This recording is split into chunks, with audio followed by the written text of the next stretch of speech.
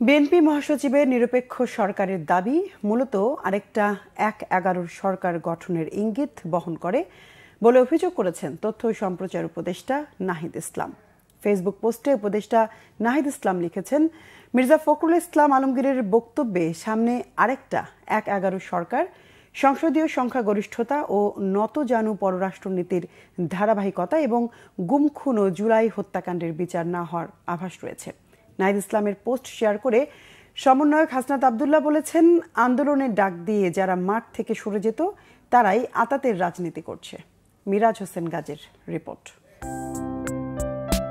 সাম্প্রতিক সময়ে বেশ আলোচিত নির্বাচন ও রাষ্ট্র সংস্কার ইস্যু, সেই সাথে অন্তর্বর্তীকালীন সরকারের নিরপেক্ষতা সহ নানা বিষয়ে বিবিসি বাংলার প্রশ্নের জবাব দেন বিএনপির মহাসচিব মির্জা ফখরুল ইসলাম আলমগীর।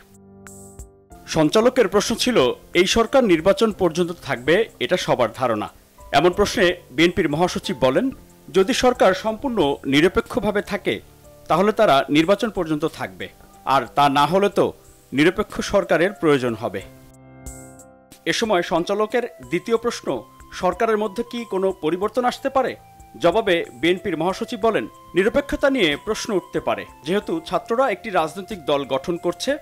এখানে যদি সরকারের প্রতিনিধি থাকে তাহলে তো সরকার নিরপেক্ষ থাকতে পারবে না। একই সাথে বিএনপির মহাসচিব উল্লেখ করেন, তবে ওইটা হচ্ছে সম্ভাব্য কথা, আর সেটা হলে রাজনৈতিক দলগুলো মেনে নেবে না।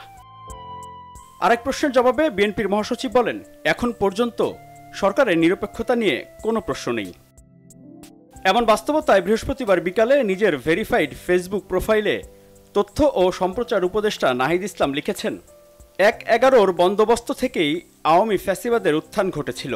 বিএনপি মহাসচিবের বক্তব্যে সামনে আরেকটা ১/১১ সরকার, সংসদীয় সংখ্যাগরিষ্ঠতা ও নতজানু পররাষ্ট্রনীতির ধারাবাহিকতা এবং গুম খুন ও জুলাই হত্যাকাণ্ডের বিচার না হওয়ার আভাস রয়েছে। নাহিদ ইসলাম মনে করেন, ছাত্র ও অভ্যুত্থানের নেতৃত্বকে মাইনাস করার পরিকল্পনা ৫ আগস্ট থেকেই শুরু হয়েছে।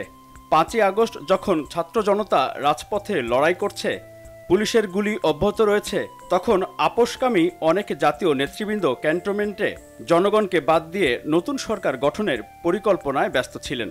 যদিও অনেকে ছাত্রদের কথাও সেখানে বলেছেন বলেও ব্র্যাকেটে উল্লেখ করেন নাহিদ ইসলাম।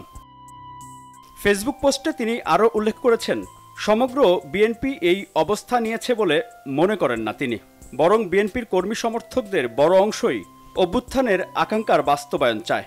ছাত্র জনতার অভ্যুত্থানের বিরুদ্ধে না গিয়ে ছাত্র জনতার সাথে বৃহত্তর ঐক্য ও সংহতির পথ বেছে নেওয়ার আহ্বান জানিয়েছেন নাহিদ ইসলাম। এদিকে নাহিদ ইসলামের পোস্ট নিজের ফেসবুক ওয়ালে শেয়ার করেছেন বৈষম্য বিরোধী ছাত্র আন্দোলনের সমন্বয়ক হাসনাত আবদুল্লাহ। তিনি বলেছেন, আন্দোলনের ডাক দিয়ে যারা মাঠ থেকে সরে যেত তারাই আতাতের রাজনীতি করছে। মিরাজ হোসেন গাজী, বাংলা ভিশন, ঢাকা।